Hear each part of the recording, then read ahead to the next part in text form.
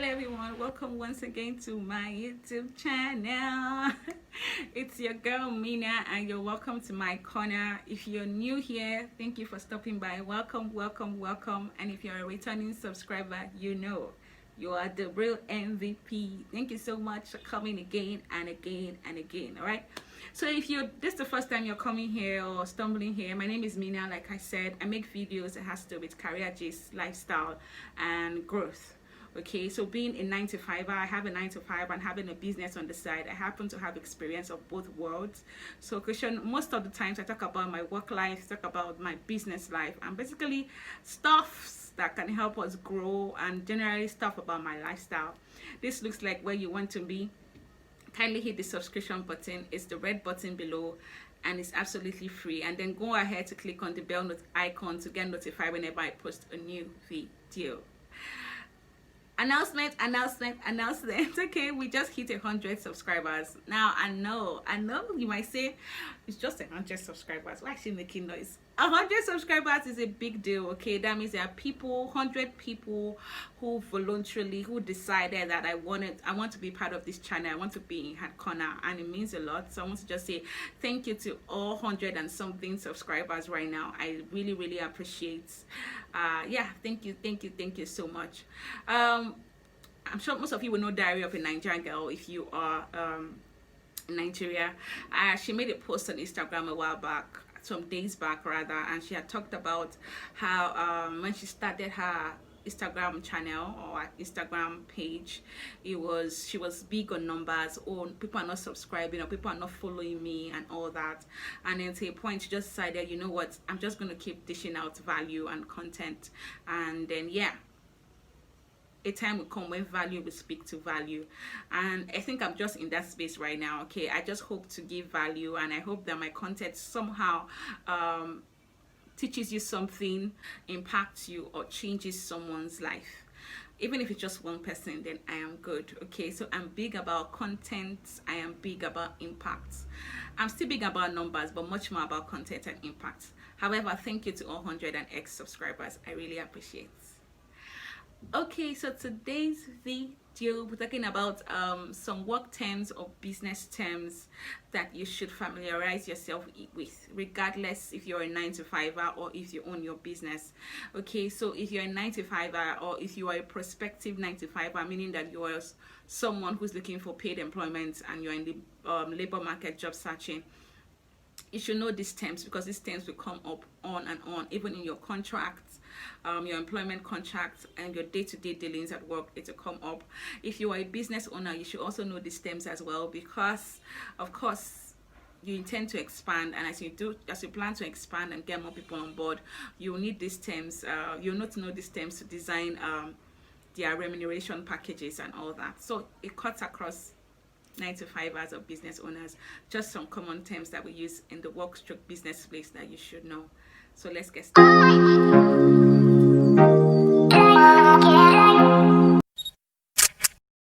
One is next of kin. So I stumbled on a post on Facebook, and the post has said that most women put their children as their next of kin, like their children, underage children, as their next of kin. And it suddenly hit me that most people don't understand what next of kin means. Okay, so next of kin is the person they call in the event of an emergency. Who would they call in the event of an emergency? It is not who they give your benefits to or who they give your estates to. It's who would they call in the event of an emergency. So if you put your 12-year-old, or if you put your 13-year-old, or if you put your underage child or children as your next of kin, God forbid something bad happens, they are going to call them. Now, do you want them being the first person receiving such news?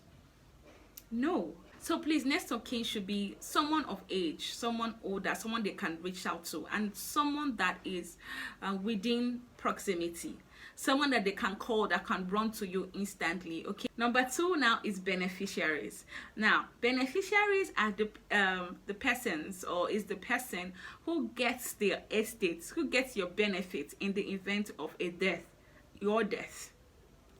I know Nigerians don't like hearing things like that. So when we say you're dead, in our minds we are saying, God forbid, God forbid. But anyway, I'm sure you get what I mean.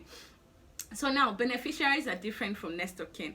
So beneficiaries is something happens to you, you're no longer here anymore, and then who gets your estate, who gets your money, who gets your properties, those are beneficiaries. Okay, so I'm sure we know the difference now. So when you're filling a form and they ask for next of kin, please think about it very well. Next of kin can be your brother, it can be your sister, it can be your husband, it could be your wife, it could be your friend, it could be your mother, your father.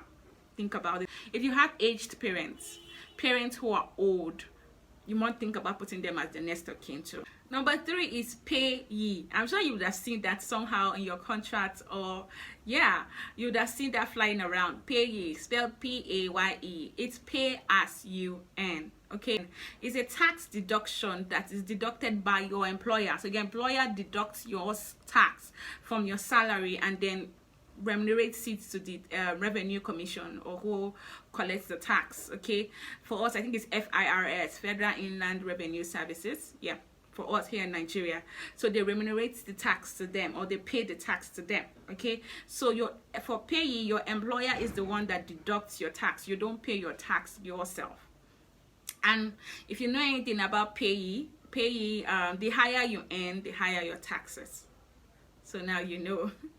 Number 4 is pension. Okay, so pension is the money paid to a retired person by either the state or a private company. I think for Nigeria here, if you work with the state government or the federal government, you get your pension when you retire is paid by the federal government or the state government. But if you work for a private organization, most organizations have pension schemes. They deduct your money your per month for pension payments. So you have a pension fund that you access when you retire. Next is probationary period. Okay, so probationary period is really a stipulated period of time where an employee is being gauged or watched or assessed to see if they are fit for that role. Okay, usually when the person has been hired or when the person has just been moved to a new role. Okay, so the person is being assessed to see, are they fit for the role, can they handle the role, etc, etc. The average time for probationary period is usually 4 months. 4 months where you are assessed to see if you fit, if you are the right person for the job. And usually when you're in that probationary period, you don't have access to some certain benefits. Okay, you are paid a salary. Most of the times you're paid a salary and all that, but yeah, you don't have access to some certain benefits. The next is performance review. If you are a 9-to-5er, you know performance review, right? Now, if you're a business owner and you have staff, people that work under you, you should consider doing performance review, regardless if your number of staff is just 2. I am of the opinion that if the way you treat a business with just a staff strength of 2 is the same way you would deal with the business with a staff strength of 10.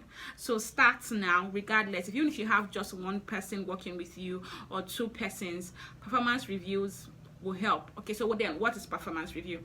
Performance review is a recap of your performance, usually a recap of your performance with your superiors or your colleagues over a period of time.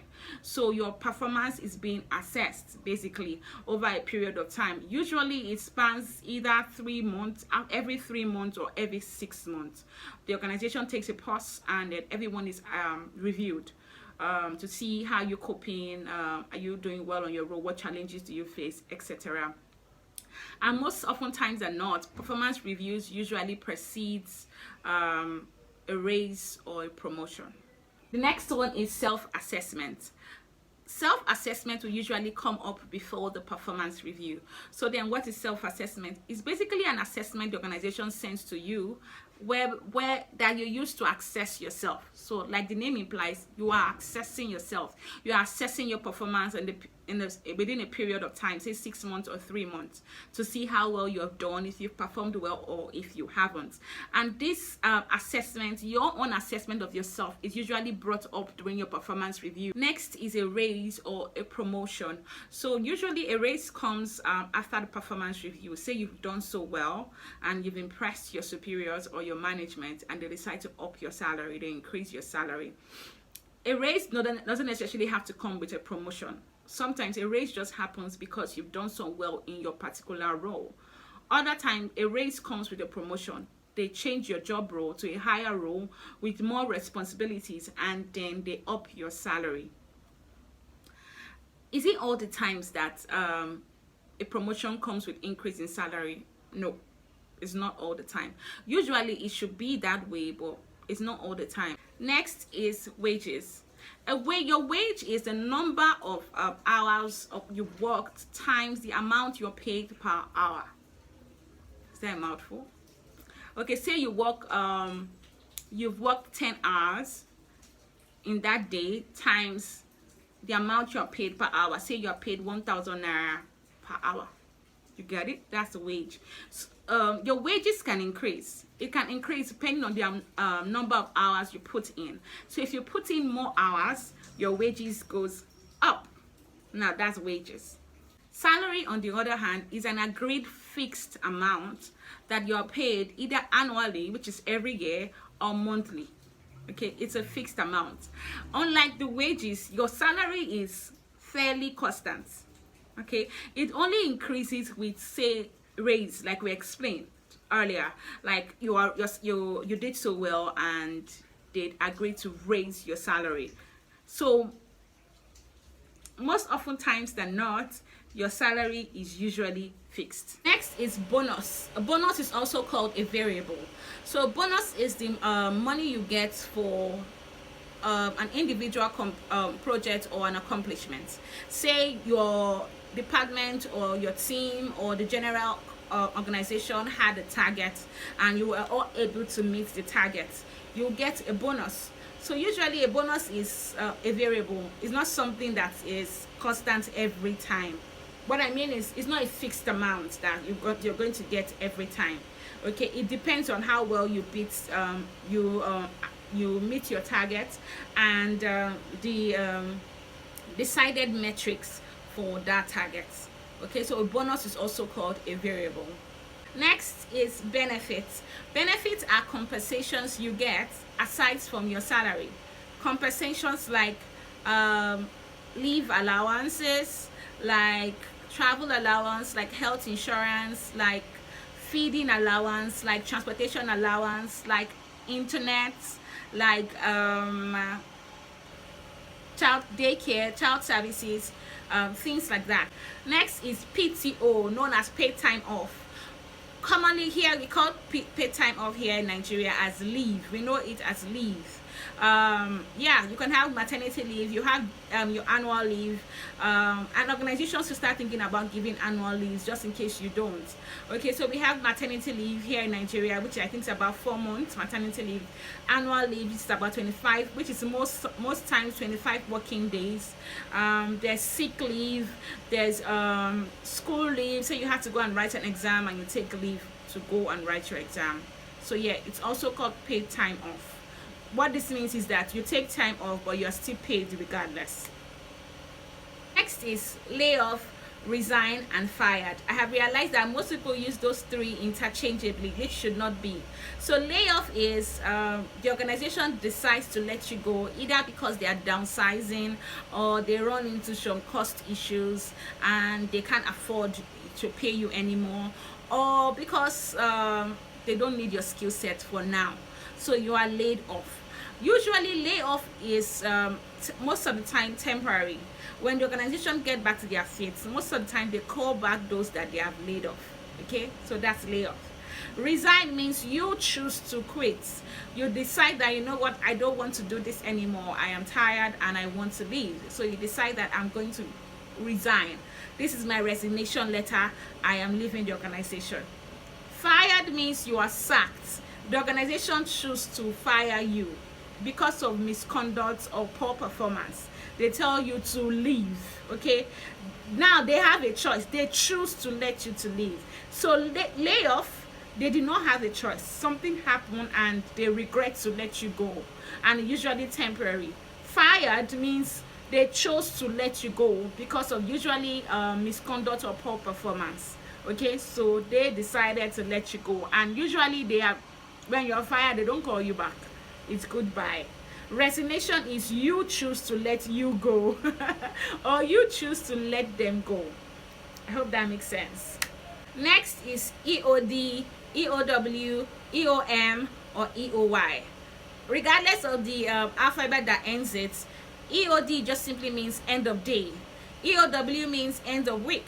EOM, end of month. EOY, end of year. So usually you hear organizations say, I'll send you the document by EOD tomorrow. EOD, that means end of day. EOM, end of month. So now you know. And lastly is overtime. Nigeria, do we do overtime? Even if we do, it's not so common. Okay, so overtime means you work extra hours aside from the hours you normally work.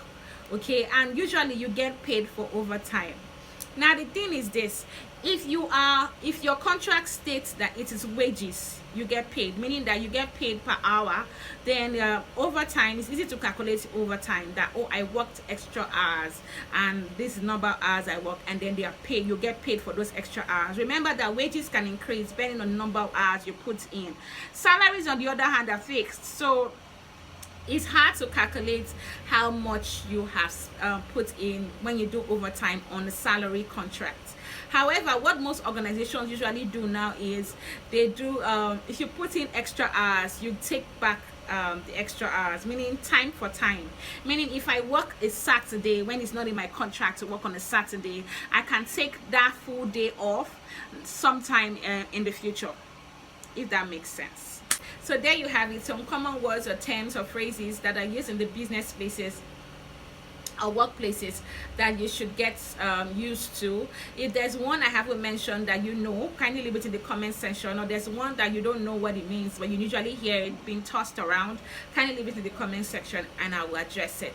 Once again, my name is Mina and this is Mina's Corner, and thank you for watching my video to this point. Till I come again next time, please stay safe. Bye.